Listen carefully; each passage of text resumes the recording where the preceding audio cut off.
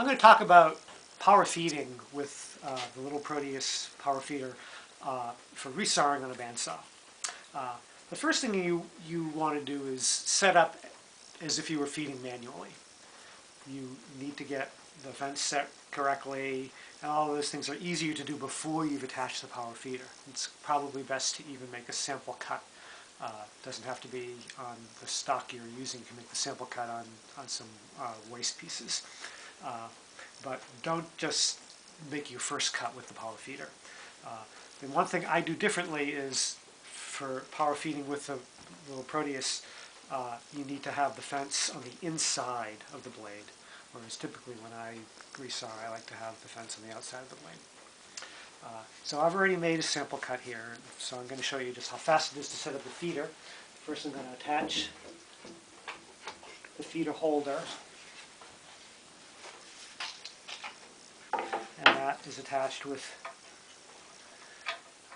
a knob that comes in through a hole.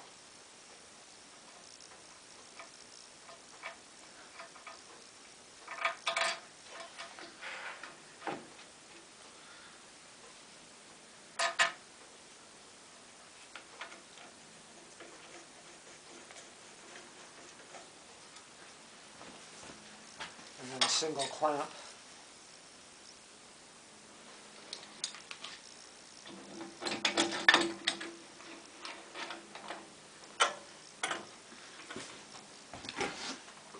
Feeder comes down. So this is at 90 degrees the way it attaches on a table saw or a router table.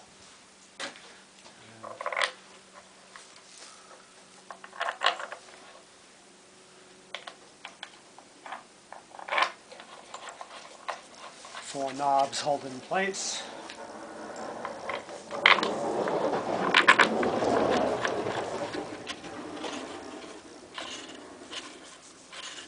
And drill gets attached.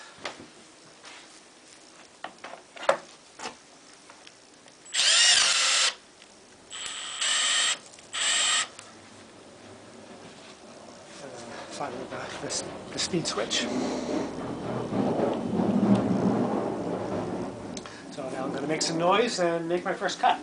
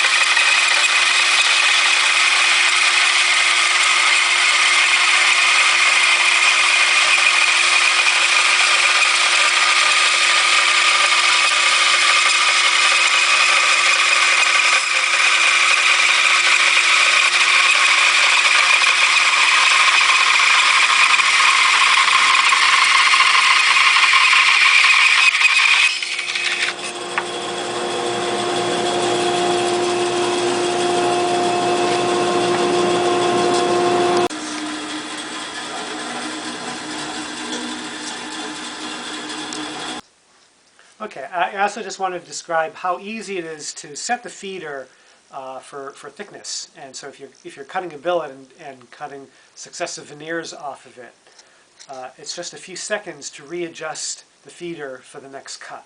So here I'm cutting about a 15/16 inch thick bird's eye maple billet. And for starters, I will, just by eye, I can set the feeder so that the gear above the feeder wheel is just kind of kissing the wood, and that's a good thickness. And it's not a super precise setup. You've got, you know, probably almost a 1/16 of an inch of leeway. And then it will be a 1/16 of an inch per revolution of the crank. So after the first cut, I'm going to just move in 2.5 revolutions, so that's the thickness of the veneer plus the kerf, and then make a second cut. And so I'll just show you that.